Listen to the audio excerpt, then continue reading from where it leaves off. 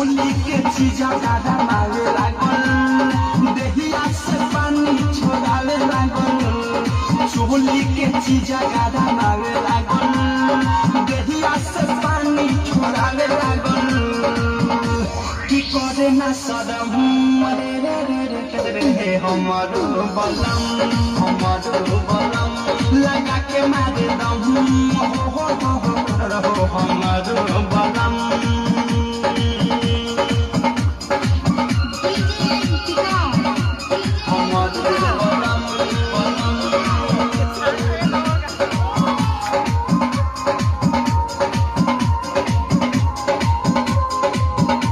जब से हम ही बानी गावना हो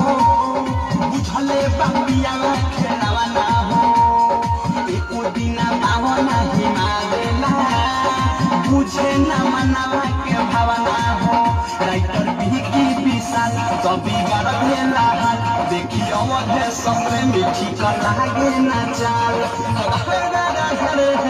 अनुराग की पहुँचावे लागल हमारो मजा के दौड़ावे लागल अनुराग की पहुँचावे लागल